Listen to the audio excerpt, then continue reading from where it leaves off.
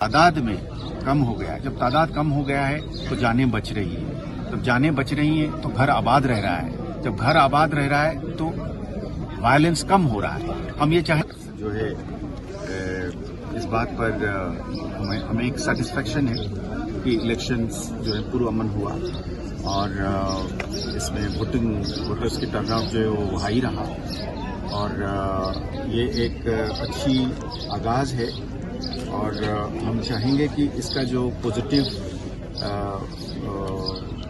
Benefit है वो आगे ये एक ट्रिगर करे एक सिक्योरिटी की एक वर्चुअस साइकिल को आगे लेने में, यानी कि पीछे की तरफ ना हो, ये आगे की तरफ बढ़े। क्योंकि हमारी बुनियादी तौर पे ये है कि अगर अमन रहेगी तभी इलेक्शंस हो पाएंगे, अगर डर नहीं रहेगा तभी लोग फ्रीली वोट कर पाएंगे, अगर खौफ नहीं रहेगा तो बंदा इलेक्शन में खड़ा होने का जरूरत करेगा नहीं, तो अगर खौफ रहेगा चाहे किसी भी साइड से, फिर आम आदमी जैसे आप हैं, मैं हूं, मतलब मैं अपने को इसलिए कह रहा हूं कि कल जब मैं वर्दी से बाहर चला जाऊंगा या कहीं जहां पे मैं यहाँ डीजी हूं जहां नहीं हूं वहां पे तो मैं एक आम नागरिक हूं।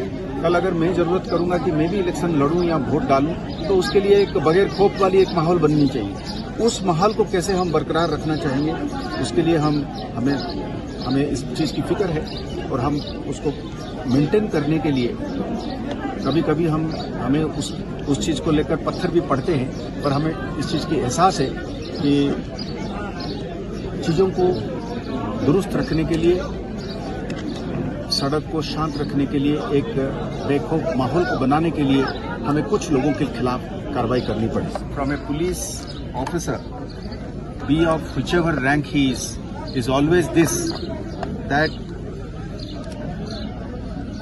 please accept this. We have to be tough against some people. Police by definition is law enforcement.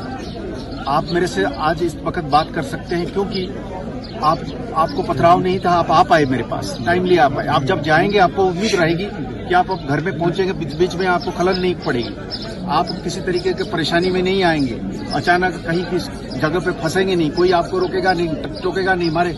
तो उस माहौल को बनाने के लिए हमको कुछ लोगों के खिलाफ कार्रवाई करनी पड़ेगी। सकते हैं हम इस बात का भी एहसास रखना चाहते हैं कि हम ट्रैफिक एक्सीडेंट को मर्डर नहीं बनाना चाहते, जिसका जो गुनाह बनता है उसी गुनाह के हिसाब से हम चलना चाहते हैं। पर हम लॉ एनफोर्समेंट एजेंसी होने के नाते लॉ को तो एनफोर्स करेंगे, तो इसमें हमें मदद चाहिए, इसमें लोगों का पूरा सपोर्ट चाहिए और लोगों को पूरा सपोर्ट मिल भी रहा है। हमें इस बात का भी हमें एहसास है। जी सर, पे मैंने ये बताया कि हम एक टेररिज्म, जो रेजिडेंट टेररिज्म से हम फॉरेन टेररिज्म की तरफ जा रहे हैं।